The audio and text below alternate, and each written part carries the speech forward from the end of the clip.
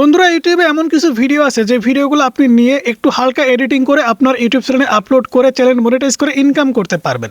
এক কথা বলতে গেলে অন্যের ভিডিও আপলোড করে ইনকাম।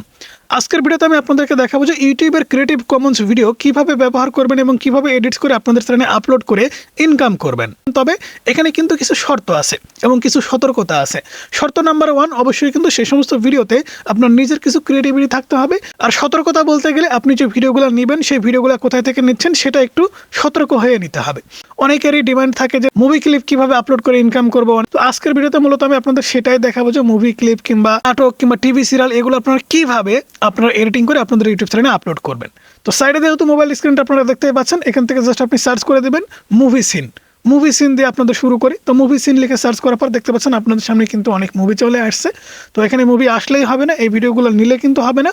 আপনাকে একটা ট্রিক্স অ্যাপ্লাই করতে হবে, সেটা হচ্ছে একদম কর্নারে উপরের দিকে দেখতে পাচ্ছেন 3 ডট, জাস্ট এই 3 ডটের উপরে একটা ক্লিক করে দেবেন। 3 ডটের উপরে ক্লিক করে দেওয়ার পরে দুইটা অপশন চলে আসছে, একটা হচ্ছে সার্চ ফিল্টারের উপরে ক্লিক করে দেবেন। এখান থেকে দেখতে পাচ্ছেন মাঝখানে একটা আছে ক্রিয়েটিভ কমন্স।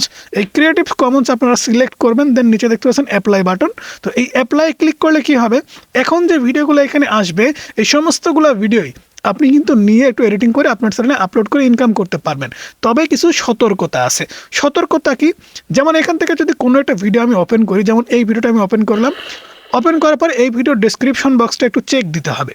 কিভাবে চেক দিবেন, ডেসক্রিপশন বক্সটা ওপেন করার পর একদম নিচের দিকে আপনি দেখতে পাবেন এখানে কিন্তু লাইসেন্স দেওয়া আছে। এই যে দেখতে পাচ্ছেন licence, creative Commons reuse allowed, অর্থাৎ অন্য যে কেউ এটা ব্যবহার করতে পারবেন। তবে এখানে 21 মিনিটের একটা ভিডিও, আপনি চাইলে সরাসরি এটা নিয়ে আপনার চ্যানেলে আপলোড করতে পারবেন না। অবশ্যই এডিটিংয়ে গিয়ে কিন্তু আপনাকে সুন্দর করে এডিটস করতে হবে। সেই এডিটসটা কীভাবে করবেন সেটাও দেখাবো। তো অনেকেই আছেন টিভি সিরিয়াল কিংবা এখানে নাটক দিতে যাচ্ছেন, তো আমরা এখান থেকে নাটক সার্চ করে দিচ্ছি। নাটক কী নাটক আমি সেটা বলছি না, আপনি আপনার ইচ্ছার মতো নাটক লিখে সার্চ করবেন বা আপনার যেটা প্রয়োজন সেটা আপনি সার্চ করবেন। এখান থেকে search filter creative Commons apply click করে দেব। তো এখানে যেগুলোর ডেসক্রিপশন বক্সে ক্রিয়েটিভ কমন্স আছে সেগুলোই কিন্তু আপনি ব্যবহার করতে পারবেন, এছাড়া কিন্তু ব্যবহার করতে পারবেন না। এছাড়া কিন্তু এখান থেকে আপনি অসংখ্য ভিডিও পাবেন, যেমন রূপপুর পারমাণবিক বিদ্যুৎ কেন্দ্র সম্পর্কিত আপনি স্টোরি টেলিং কিংবা ডকুমেন্টারি ভিডিও বানাতে চাচ্ছেন, সেক্ষেত্রে আপনার কিছু ফুটেজের প্রয়োজন, আপনি জাস্ট এখানে এসে সার্চ করে সার্চ ফিল্টারে গিয়ে ক্রিয়েটিভ কমন্সে অ্যাপ্লাই করলে যে ভিডিওগুলো পাবেন সেই ভিডিওগুলো নিয়ে কিন্তু আপনাদের ভিডিওতে আপনারা সেট করতে পারবেন। তো এখানে কিন্তু অবশ্যই আপনার নিজের কিছু ক্রিয়েটিভিটি থাকতে হবে। তো আমি সাজেক ভ্যালির কিছু ভিডিও নিয়েছি, যেমন এখানে দেখতে পাচ্ছেন সাজেক ভ্যালি লিখে সার্চ করার পরে আমাদের সামনে অনেক ভিডিও চলে আসছে। এখান থেকে যদি আমরা সার্চ ফিল্টারে ক্লিক করি, ক্রিয়েটিভ কমন্সে ক্লিক করি, তাহলে কিন্তু এখান থেকে আমাদের অনেক ভিডিও দেখাচ্ছে। তো এখান থেকে আমরা শর্টসে ক্লিক করলেও কিন্তু অনেক ভিডিও পাবো। তো এখান থেকে আমরা কয়েকটা ভিডিও নিয়ে নিয়েছি, সেই ভিডিওগুলোকে আপনারা কীভাবে এডিটস করবেন সেটাই চলুন দেখে আসি। তো এডিটিং করার জন্য আপনারা যে কোনো একটা এডিটিং সফটওয়্যার ওপেন করে নেবেন। আপনি যে এডিটিং সফটওয়্যারের কাজটা ভালো বুঝেন সেটাই ওপেন করে নেবেন, তাতে ভালো হবে। তো আমি ক্যাপকাট দিয়ে এডিটিং করি, আমি ক্যাপকাট অ্যাপ্লিকেশনটি ওপেন করে নিচ্ছি। ক্যাপকাট অ্যাপ্লিকেশনটি ওপেন করে নেওয়ার পর আপনাদের সামনে ঠিক এরকম ইন্টারফেস চলে আসবে। এখান থেকে নিউ প্রজেক্টের উপরে ক্লিক করে দেবেন। নিউ প্রজেক্টের উপরে ক্লিক করে দেওয়ার পরে আপনাদের অবশ্যই একটা ব্যাকগ্রাউন্ড নিয়ে নিতে হবে। তো এখান থেকে আমরা যে কোনো একটা হোয়াইট কালারের ব্যাকগ্রাউন্ড নিয়ে নিচ্ছি। তো হোয়াইট কালার ব্যাকগ্রাউন্ড নেওয়ার পরে আমাদের কিন্তু এই ফটোটার একটা রেশিও দিতে হবে, অর্থাৎ আমরা লং ভিডিও বানাবো নাকি শর্ট ভিডিও। তো রেশিও দেওয়ার জন্য সাইড স্ক্রল করলে কিন্তু আপনি এখান থেকে রেশিও বলে অপশন পাবেন, RATIO। এখানে রেশিও না রেটিও বুঝলাম না, তো এখানে জাস্ট আপনি ক্লিক করে দেবেন। এখান থেকে শর্ট সেলফে ক্লিক করলে শর্টস হয়ে যাবে। তো এখানে যেহেতু আমি শর্টস ভিডিও আপনাদের একটু বানিয়ে দেখাবো, তো এখান থেকে এটাকে বড় করে দিচ্ছি। তো এটা কয় সেকেন্ড করে দেবো, 14-15 সেকেন্ড করে দিই। ওকে, 23 সেকেন্ড হয়ে গেছে। এখন এই হোয়াইট কালার ব্যাকগ্রাউন্ডটাকে আমরা জাস্ট একটু বড় করে দেবো। ইচ্ছা করলে আপনি ছোটো করে দিতে পারেন। আপনি যেহেতু রিউজ করতেছেন, অর্থাৎ অন্যের ভিডিও আবারও ব্যবহার করতেছেন, সেক্ষেত্রে ইউটিউবে যেমনভাবে আছে তেমনভাবে ব্যবহার না করে একটু ছোটো কিংবা একটু বড় করে ব্যবহার করবেন, সেক্ষেত্রে আপনার জন্য সুবিধা হবে। তো আমরা একটু মাঝখানে রাখবো, একটু ছোটো করে দেবো। তো এটা দেওয়ার পরে আমাদের যে কাজটা করতে হবে সেটা হচ্ছে এখান থেকে ওভারলে বলে একটা অপশন পাচ্ছেন, এখান থেকে ওভারলের উপরে ক্লিক করে দেবো। ওভারলের উপরে ক্লিক করে দেওয়ার পর আবার অ্যাড ওভারলে আপনাদের গ্যালারিটা ওপেন হয়ে যাবে। এখান থেকে জাস্ট আপনারা একটা ভিডিও নিয়ে নেবেন। তো একটা ভিডিও নিলে কিন্তু হবে না, অবশ্যই একটা ভিডিও থেকে কয়েকটা ছোটো ছোটো ক্লিপ আপনাকে বের করতে হবে। যেমন আমরা এই ভিডিওটা নিয়ে নিচ্ছি, এই ভিডিওটা নেওয়ার পরে আমরা প্লে করে দেবো। তো এই ভিডিওটা সবার প্রথমে কিন্তু আমাদের কেটে নিতে হবে।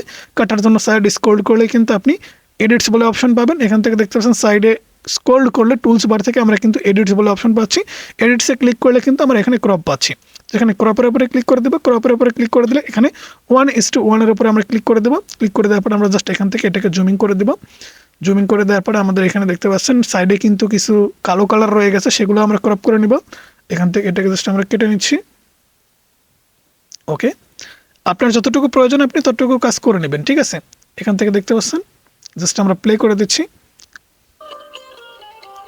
তো এখানে কিন্তু এডিটিংয়ে আপনাকে আরেকটা বিষয় খেয়াল করতে হবে, সেটা হচ্ছে এখানে যে মিউজিকগুলো থাকবে বা যে কথাগুলো থাকবে বা যে ভয়েস ওভারগুলো থাকবে এগুলো সরাসরি ব্যবহার কিন্তু করা যাবে না।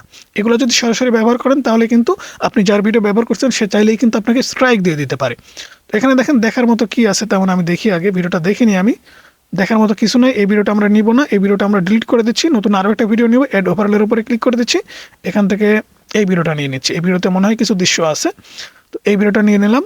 এখান থেকে আমি এই ভিডিওটা কেটে নিচ্ছি, সাইডে স্ক্রল করার পর এখান থেকে এডিটস ক্রপ, এখান থেকে 1:1 ক্লিক করে দেবো। ক্লিক করে দেওয়ার পর এখানে দেখতে পাচ্ছেন আমি জাস্ট একটু ছোটো বড়ো করে দেবো, সমস্যা নেই। তো এখানে জাস্ট ট্যাপ করে ধরে এটাকে আমাদের সামনে এগিয়ে নিয়ে যেতে হবে, কারণ আমাদের হোয়াইট কালার ব্যাকগ্রাউন্ডের উপরে এটা থাকবে।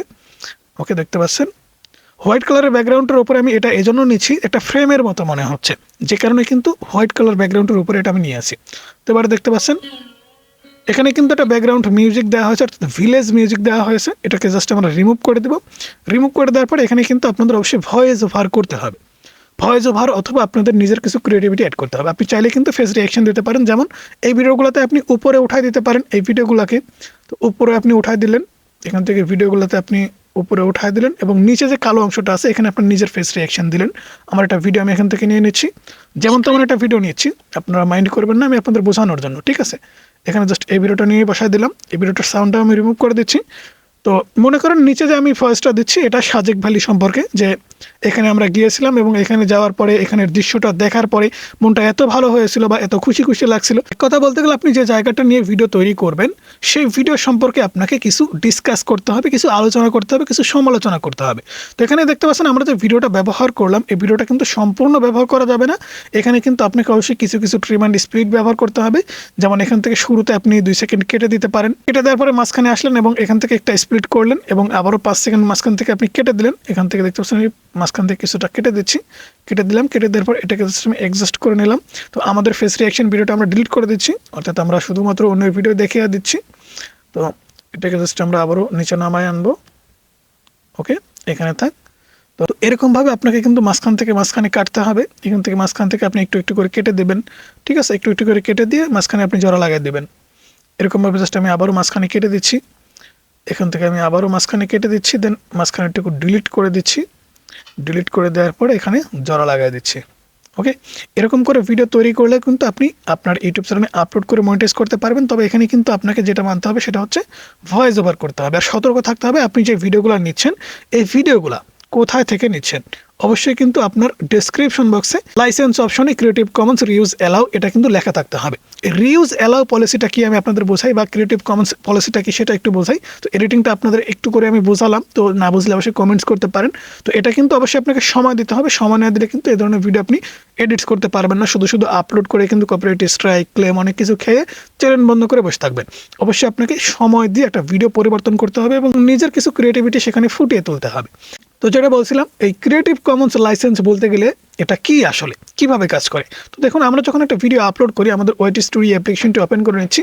ওপেন করে নেওয়ার পরে আমরা কন্টেন্টে ক্লিক করে দিচ্ছি। কন্টেন্টে ক্লিক করে দেওয়ার পরে আমাদের রিসেন্ট আপলোড করা একটা ভিডিও আপনাদের ওপেন করে দেখাচ্ছি। এই ভিডিওটা আমরা ওপেন করে নিলাম। ওপেন করে নেওয়ার পর আমরা যদি এডিটসে ক্লিক করি, এডিটসে ক্লিক করার পর আপনাদের সামনে কিন্তু ঠিক এরকম ইন্টারফেস আসবে। তো এখান থেকে শো মোরের উপরে ক্লিক করব, দেন একদম নিচের দিকে দেখতে পাচ্ছেন এখানে কিন্তু কিছু অপশন দেওয়া আছে, এই যে নিচের দিকে এখানে। তো এখানে কিন্তু অল্টারেট কন্টেন্ট, ক্যাটাগরি, ট্যাগ, লাইসেন্স, তো এখানে কিন্তু আপনারা ক্লিক করে দেবেন। ক্লিক করে দেওয়ার পরে অনেকেই আছে কি করে ন্যাচারাল কিছু ভিডিও শ্যুট করে এবং রেকর্ড করে, যারা মনে করে যে এই ভিডিওগুলো অনেক মানুষের প্রয়োজন হতে পারে, তারা কি করে ভিডিও আপলোডের সময় এই যে লাইসেন্স এখানে ক্লিক করে, লাইসেন্সের এখানে ক্লিক করার পর এখানে ক্লিক করে তারা কিন্তু এই যে ক্রিয়েটিভ কমন্স অটোমেটিক এটা সিলেক্ট করে কিন্তু আপলোড করে দেয়। তো আমি যদি এটা সিলেক্ট করে এই ভিডিওটা সেভ দিই তাহলে আমাদের এই ভিডিওটা যে কেউ কিন্তু ব্যবহার করতে পারবে তাদের এন্টারটেন পারপাস অথবা ফানি পারপাসে। সেই ক্ষেত্রে যে ক্রিয়েটার্স যে ভিডিও আপলোড করেছে অর্থাৎ অরিজিনাল ভিডিওর যে মালিক সে নিজেই কিন্তু বলে দিচ্ছে এই ভিডিওটা আপনি ব্যবহার করতে পারবেন। সেক্ষেত্রে ক্রিয়েটিভ কমন্স ভিডিও আপলোড করে কিন্তু চ্যানেল মনিটাইজ করে ইনকাম করা সম্ভব। তাই অন্যের ভিডিও আপলোড করতে গেলে আপনাকে অবশ্যই ক্রিয়েটিভ কমন্স ভিডিও সিলেক্ট করতে হবে। এছাড়া অন্যের যে কোনো ধরনের ভিডিও নিয়ে যদি আপনি কাজ করতে থাকেন এবং একটা সময় গিয়ে সে যদি বুঝে ফেলে সেক্ষেত্রে সে কিন্তু আপনাকে স্ট্রাইক দিতে পারে। তবে আপনাকে অবশ্যই সতর্ক থাকতে হবে এবং এডিটিংয়ের দিকে একটু সজাগ হতে হবে। তো বন্ধুরা এই ছিল আজকের ভিডিও কেমন লাগলো অবশ্যই জানাবেন। ভিডিও সম্পর্কে কোনো মন্তব্য থাকলে অবশ্যই কমেন্টস করতে পারেন। ভালো থাকবেন, সুস্থ থাকবেন, আল্লাহ হাফেজ। দেখা হচ্ছে পরবর্তী কোনো ভিডিওতে।